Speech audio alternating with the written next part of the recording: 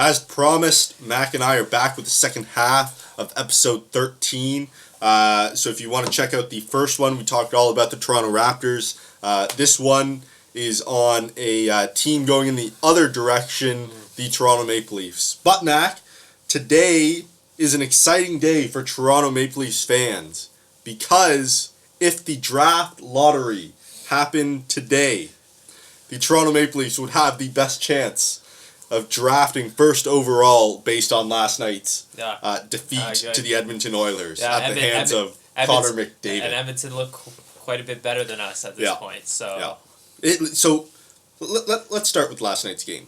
Just for a little bit. The Leafs sent out, based on injuries and the recent trade... They sent out an AHL. They sent out the worst team I've seen the Leafs send out in 5 years, that's saying something. They sent out an AHL team. That's basically how you put it.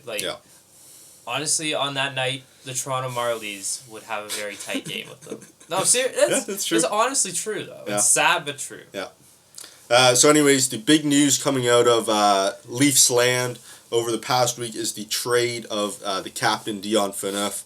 So just in case you didn't hear about it, the trade sent Phaneuf, Matt Fratton, Casey Bailey, Ryan Rupert, Cody Donaghy, so the last four guys pretty much AHLers or prospects, to the Ottawa Senators for Jared Cowan, Colin Greening, Milan Michalek, prospect Tobias Lindbergh, and a second-round pick in 2017.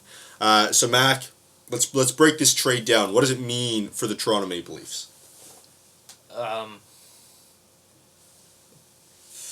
Well, getting Phaneuf's contract out of there clears up room in the future. So looking towards the future, obviously, Phaneuf is just, I don't know how you can say it. Statistically, you look at the stats, he's a huge defensive liability. Yeah. And then otherwise, he's just a huge contract, and you're trading him along with four guys who are at best fringe NHLers for three guys who've been regulars in the NHL and a good prospect and a second-round pick. Yeah. Looking at it from that perspective, that's a pretty damn amazing trade. Yeah.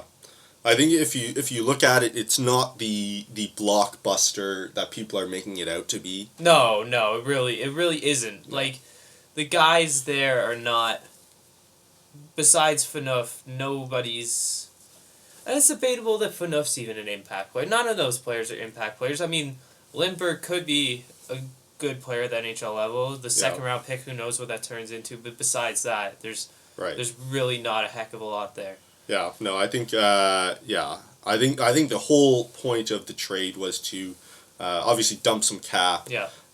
Really, I think for guys like Cowan, Greening, and Michalek, it's pretty much a change of scenery. Mm-hmm. Quite frankly, I don't think that any of them are long-term plans for the Toronto. Yeah, Maple no. Leafs. So the idea is you're dropping cap in the long term, but you're picking up cap in the short term. Yeah. So I think the idea is with, like, for sure, Greening and Michalek, that they pick things up because they've both been... Greening's been down in the AHL struggling, and Michalek's been out injured and also struggling. So they're just hoping, like you said, change of scenery, they can pick up some value so they can be flipped more likely next year before the year before they become free agents. Yeah. Trade deadline, probably. I think what I like about the trade is that Phaneuf was traded at kind of his Toronto Maple Leafs peak. You know what I mean? I don't know that he had a whole lot of... there wasn't a time where he kind of had more value. Simply based on the fact that he was given a lot less responsibility on the ice this year by that's true. Babcock. There wasn't a lot of... Like, before, it's not that necessarily his play is any better or worse. It's just that he isn't as heavily criticized this year because he's not playing those top line minutes, first power play, first PK. He's still the captain, but he has a much less responsibility playing against lesser opponents. Yeah, no, for sure. I think, I think overall it's a pretty good trade for both teams. I think both fan bases will be fairly happy. Like we said, it's not the blockbuster that people are really making it out to be. Yeah, no, I think it's just a smart trade for both sides. I'm not exactly sure why Ottawa seems willing to go for it right now, but that's up to them. Yeah, I mean, they've got long term. They do. They're Phaneuf long term, right? So I think that'll help. That's true. That is true. So, anyways, really, there's not a lot to it. In my opinion, this trade, long term, is really just Phaneuf for Lindbergh and a second round pick at the end of the day. And whether or not Lindbergh turns in anything, we don't really know. The X factor's Jared Cowan. Okay, fair enough. Yeah. Because he could become a better player in a good situation. Like the potential's there. He's a big, strong D man. Could be, potential to be like a shutdown sort of guy. Yeah. But hasn't proven it. Maybe he will. Maybe he won't. Yep. Fair enough. So let's move on. Talk a little more about the Toronto Maple Leafs. This is obviously the first of what I believe to be many deals that will come up in the next little while. Simply put, it better be many. So, Matt, kind of give me a rundown. Do you have any trades that you think might happen, or players that you are almost 100% sure will not make it past the trade deadline with the Toronto Maple Leafs? I mean, there's a long list. Start with guys like Daniel Winnick, Roman Polak, Sean Matthias, maybe. Yeah. Just guys on the 1-year deals and stuff that, they're going to be free agents. A P.A. Parento. Yeah, that's my biggest name right there. Yeah. I think you're going to see P.A. Parento go to someone. Yeah, he's picked up his value. Oh, for sure. He definitely has. Yeah. To be honest, I believe that you could get a first-round draft pick for P.A. Parento right now. Based on trade deadline value and how crazy people go. Yeah, crazy. Yeah. I think you could see him go back to a place like Colorado, where he's played before. Yeah. They're on the verge right now. They're the top wild card team in the West. So I think you could see him being traded back there for maybe a first round draft pick. Yeah. Like you said, I think Roman Polak has kind of become a pretty big liability to the Leafs. He's kind of become that. Not necessarily a goon, but there's not really a lot in his game right now for the Leafs. So I don't know how big his value is going to be per se. But yeah, I think you'll see him shipped off. Before or pre-injury, I would have thought that teams would take a look at a player like James Van Riemsdyk maybe. Yeah. But I know you and I have talked about it. Doesn't make a heck of a lot of sense for us to trade him while he's injured. For sure. You won't get as much. But like you said just before we came on, I think the only real untouchables in this team are Morgan Rielly. I believe James Reimer will be untouchable. I could see them trying to trade Bernier. I don't know what type of value he'd have. Would Reimer get better value if you were to trade it? I don't know. Yeah, I to be honest, I don't know that the market out there for a goalie is that big anyways for a playoff team. I don't know. It depends if you see Reimer as a long-term piece. But, I mean, at the end of the day, Maybe Jake Gardner. Keep him. We could legitimately, if you include Phaneuf, we could trade 6 to 7 guys off of our team right now. How about guys that might fetch a bit more? Would you consider trading guys like Nazem Kadri and Leo Komarov? Komarov definitely has to be in the conversation because I don't know that you're ever going to be able to trade him for as much as you're able to trade him right now. Yeah, that's Kadri's interesting. I think Kadri, he stepped up his play with Babcock, and I think that Babcock generally believes that he can turn him around into something more for the Leafs in the future. So I would be surprised to see him go. But I am a huge Corporal Komarov supporter. Of course. I love the Corporal. Everyone loves the Corporal. Yeah. But I don't think you're going to see him survive the trade deadline. Yeah, if the Leafs were smart looking long term, as much as he's loved to be best for business. And to be honest, he's the type of player that could actually low key get you a lot of value in a trade, because he would be great come playoff time. Absolutely. For a team. He's that grinder, eats up minutes in a tight 2-1 game. Has shown he has a bit of offense to him this year.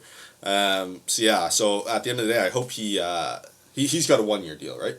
With us. I'm not sure what his I think it's 1 year. So it would be great if we could trade him and then he comes right back to us at the next year, because he loves Toronto. I mean, the guy said he loves playing for the Maple Leafs, living in Toronto. But I think unfortunately it is time to trade Corporal Komarov, along with many guys on the Leafs. But after the trade deadline, obviously Leafs fans kind of hope the tank is on. Now the Leafs will never come out and formally announce that they are tanking, or it's not like they're gonna give games away. But it would be very exciting to go into the draft lottery with the highest percentage. Although it would also set us up for the trap of not getting it. yeah, I don't know. I think. Anyways, I would like to bank those odds personally, but just something to think about at the end. I was on Sportsnet and I saw the potential lines of next year's team. So top 5 forwards, pretty exciting. I don't know who else would fill the left wing role on one of these lines, but your top 5 forwards could potentially be for the Toronto Maple Leafs: James Van Riemsdyk, Mitch Marner, William Nylander, Austin Matthews, and then if all things come to happen in the offseason, Steven Stamkos. That would be a pretty solid top 5 guys. Maybe slide Kadri into that left wing role. Problem is it's hard to be so optimistic as a Toronto Maple Leafs. Yeah, that's true. It could very well happen, but it requires a lot of positive thinking. And then on the defensive end, you obviously have Riley and Gardner. Matt Hunwick's played really, really well this year. I've been super impressed by him. If he keeps it up for another couple years. And then you got Nikita Zaitsev, who's coming over from Russia, who's had some World Junior success, has committed to the Toronto Maple Leafs. Hopefully he's over next year. So obviously this season's going to be tough, and I think if this happens, there are obviously going to be growing pains for the likes of Marner, Nylander, and whoever we end up drafting, whether it's Matthews, Puljujarvi, Laine. If we end up getting a top 3 pick, there are going to be growing pains there. I don't think any of them are going to necessarily go into that Connor McDavid role. What if we don't get a top 3? Don't talk like that. That. It's hard, that would man. It's hard. That would be rough. It's hard, yeah. I don't even really want to talk about that. Anyways, I'm not guaranteeing, but I'm looking at the Leafs' future with the assumption that Matthews, Puljujarvi, or Laine will be a Maple Leaf. Yeah. When we are talking about this. I do hope so. So anyways, that's it from us. Kind of an interesting time in Leafland. We're going to be shipping out a ton of players. You are probably not going to recognize half the guys in our lineup after the trade deadline, let's be honest.